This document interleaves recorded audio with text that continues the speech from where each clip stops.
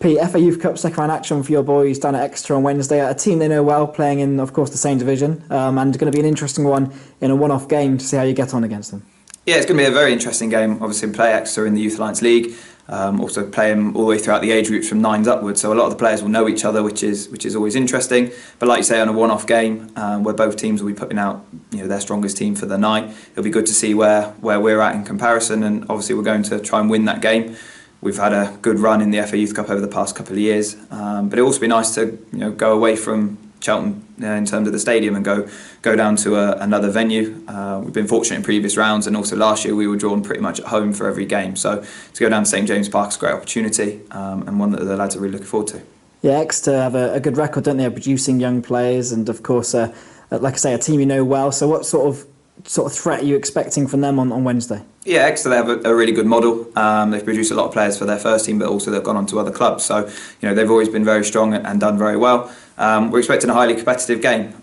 They're doing well in the league at this moment in time. Obviously, with our model that is slightly different, it'll be good to see where we're at in terms of when we have some other players back into the fold, like we had against Tuffley. So it'll be a good opportunity to see where we're at against them. But yeah, they've always done well, play some good stuff. So it'll be a good game, hopefully. And the second round's always an interesting one, isn't it? Because the big boys do come into the third round. So that second round tie is a real one that you must just want to get through to see what you could potentially get at the next stage. Yeah, year after year we always say to the players, what are their goals for the season, and the top one is always go as far as they can in the FA Youth Cup. So you always have to win the next game. That's always the most important. So hopefully get past Exeter and find out who you get in the next round. But yeah, whether it's a higher category team, any team can be difficult on their night. So it'll be good to get a high level team if we get through. But the first and most important thing is to win the next game. I'm sure you've analysed the Tuffley Rovers game and the things you've picked out from there where you wanted improvements, and also bits where you thought, yep, we do that again and we've given ourselves a great chance.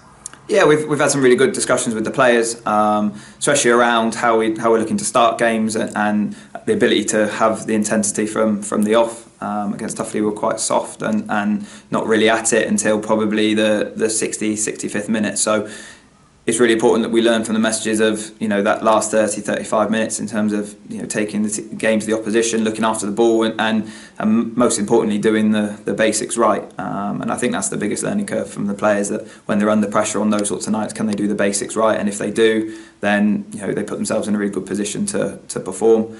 But it's another game under lights, another great opportunity to showcase themselves, and it's one that they're very much looking forward to, and we are sort of building on from the Tuffley performance. And I suppose you've got lots of players in your team, even when they were under 16s last season, who were part of that very successful run, but played against Arsenal, of course, in the third round. Do you kind of look at them, and although they're obviously still a very young group, you sort of see a level of experience when it comes to these games in some of them, perhaps? Yeah, I think more of a level of experience than previous sort of youth teams or our youth teams have had.